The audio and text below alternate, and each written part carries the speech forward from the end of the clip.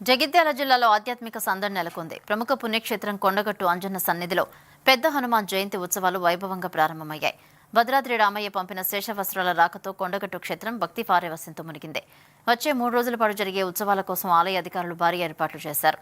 వేలాదిగా తరలివస్తున్న దీక్షాదారులు జై హనుమాన్ నినాదాలతో రత్నగిరి కొండ మార్మోగుతుంది.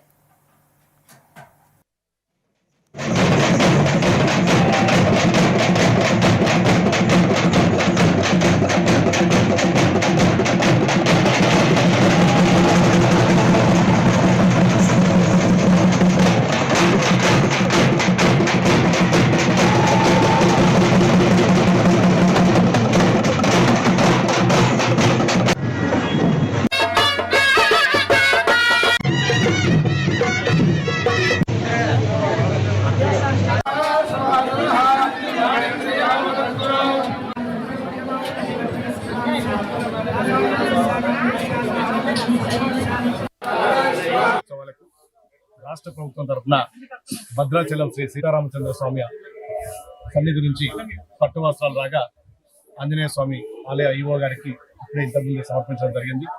ఈ నెల 12వ తారీఖున జరిగే ఉత్సవాలకు పెద్ద ఎత్తున ఈ రాష్ట్రం నుంచి అదేవిధంగా వివిధ రాష్ట్రాల నుంచి కూడా హనుమాన్ భక్తులు మాల విరమణ కోసం ఇక్కడికి పెద్ద ఎత్తున తరలి వస్తారు. వారికి సంబంధించి అన్ని ఏర్పాట్లు కూడా పూర్తి చేయడం జరిగింది.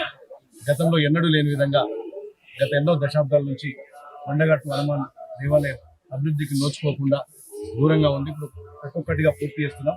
టీటీడీ తరఫున 35 కోట్లు సంబంధించి సత్రం నిర్మాణం అన్ని టెక్నికల్ శాంక్షన్స్ కూడా పూర్తవుతున్నాయి. తొందరలోనే ఆ నిర్మాణం కోసం పనులు కూడా ప్రారంభించుకోబోతున్నాం.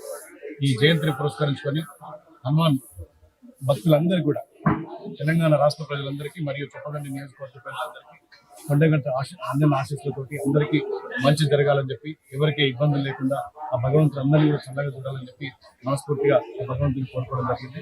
ఈ ఉత్సవాలకు సంబంధించి పెద్ద ఎత్తున ఏర్పాటు జరిగింది. ఏ ఒక్క చిన్న భక్తులు కూడా చిన్న పొరపాట్లు కూడా చిన్న లోటుపాట్లు కూడా కాకుండా రాష్ట్ర ప్రభుత్వం తరఫున అన్ని సౌకర్యాలు కూడా కల్పిస్తుంది. జయంతి ఉత్సవాలకు రాష్ట్ర ప్రభుత్వం తరఫున